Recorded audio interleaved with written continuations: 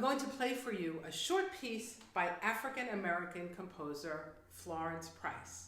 And if you want to stick around, when I'm done playing, I'm going to be reading a wonderful short book called Who is Florence Price?, written and illustrated by middle school students who were learning about her music and did research to find out more about her life. So I hope you'll stick around for the book too.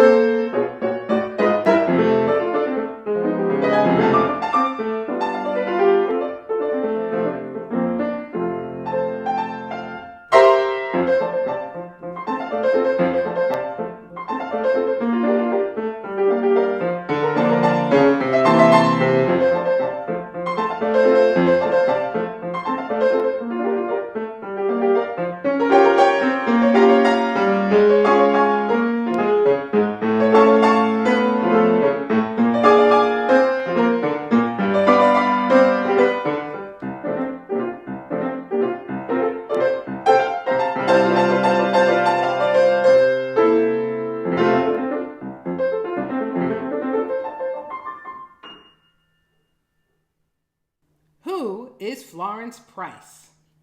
Young musicians tell the story of a girl and her music. In 2009, a couple bought an old house outside of Chicago. In the attic, they found boxes filled with yellowed sheets of music. Every piece was written by the same woman, Florence Price. Who is Florence Price, they wondered. In 1887, a girl named Florence was born in Little Rock, Arkansas. Her father was a dentist and her mother was a piano teacher. Her parents did not know that their baby girl would grow up to become a brilliant composer. Florence's house was filled with music as she grew up. She loved to play the piano like her mom. Her fingers could make music come to life. Sitting at the grand piano, little Florence had big dreams.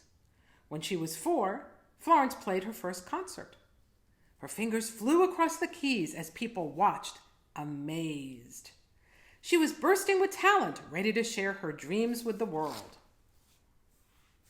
Florence's mind was filled with music, but she had a big question. She was a girl, and her skin was a different color than so many of the composers she knew about. Could she grow up to become a famous composer too? When Florence was only 11, her first piece was published. Was it possible that Florence's music could change things? Now she was even more determined. Florence worked her hardest in everything she did. She wrote and studied and studied. When Florence was 14, she graduated with the highest grades in her class.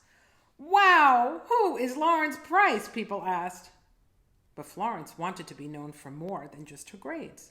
She wanted people to know her music. Soon, Florence moved to Boston to study music at the New England Conservatory. In no time, the director of the conservatory noticed how hard she worked. He was amazed by how much she cared about music. "Where does it come from?" he asked Florence. "I hear it inside of me every day," she replied. After 2 years, Florence was asked to publish another composition. Soon the world will hear my music, Florence thought, hope growing in her heart. She happily accepted the offer and ran straight to her desk to keep writing. As she grew older, Florence's heart was not only filled with music, but with love for her daughters. She became a piano teacher to support her family. Now she had to write at night and began to compose her first symphony. Florence would make music any spare minute she had. She was so busy that it seemed impossible to find the time to finish her symphony. When she accidentally broke her foot, she joked, "I found it possible to get extra days to write my piece, but oh dear me, when will I ever be able to break my foot again?" Florence wanted an orchestra to play her symphony when it was finished. She entered competitions and wrote letters to many conductors. She began to think she might never hear her music performed. Because of racist views, not one orchestra was willing to play her symphony. Nevertheless, she continued writing letters and hoping. Late into the night, Florence sat at her piano and wrote music from the bottom of her heart. One morning, Florence got a letter from Frederick Stock, who was the conductor of the Chicago Symphony Orchestra. He wanted to perform her symphony. Florence was overjoyed. "Maybe there's hope after all," she said to the rising sun as her dreams came into reach. In 1933, Florence's first symphony was performed in Chicago. The audience watched, entranced. There were so many people. The violins sang, the trumpets rang, and people cheered when the final note sprang in the hall. Florence beamed. Soon, other orchestras played her work, and her music became so popular it was played on television. The American Society of Composers, Authors, and Publishers invited her to become a member. At last, her music was known and heard by the world. Florence's dream had come true. Many years later, Florence's neighbors noticed something was missing. Florence's piano had fallen silent. After that, her beautiful music was rarely heard. Many of her works were even thought to be lost. But then, in 2009, a couple bought an old house outside of Chicago. In the attic, they found boxes filled with yellowed sheets of music.